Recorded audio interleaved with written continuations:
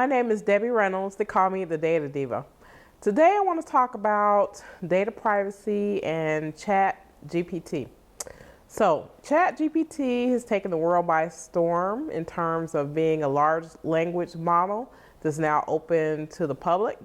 Even though AI and AI models like this have been used in corporate settings for quite some time, GPT really was the first big large language model that's been pushed over to the public side. So we're seeing now millions of people, I think over 100 million people have already signed up to use ChatGPT.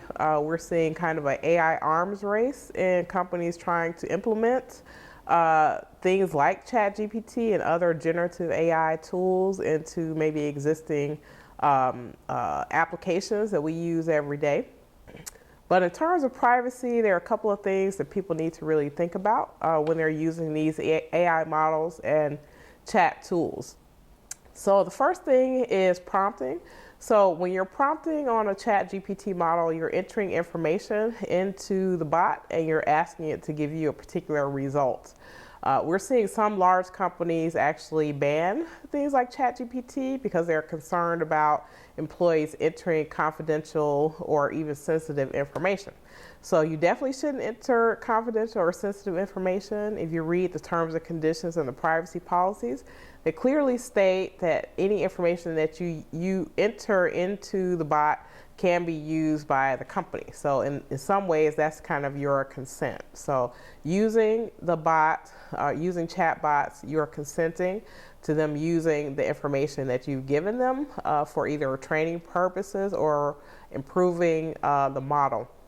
The concern that people have is that if they're entering information into this chat bot, that this information may be regurgitated out maybe to other people, and that's why they're very concerned about people entering sensitive information. So it's incumbent upon the user to make sure they're not entering sensitive information.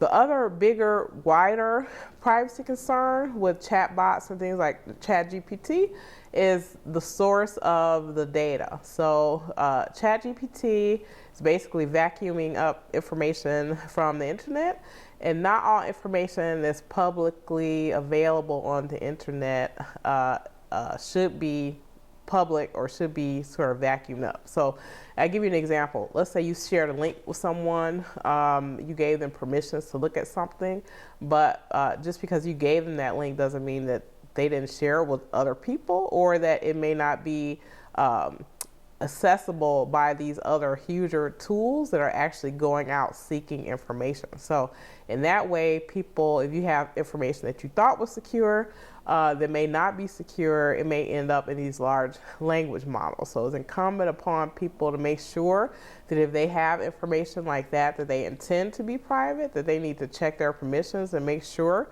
that it is private. If people are finding information, if you're prompting and finding information about yourself or someone else that you think is private, you also have a, OpenAI has a form that you fill out to basically opt out or have them erase certain information about you. So I think it remains to be seen what's going to happen with ChatGPT and other AI models. I think because there's such a hot buzz around it, it's just going to become more ubiquitous, and I think people just need to understand the risk and the benefits of using these types of tools and AI models.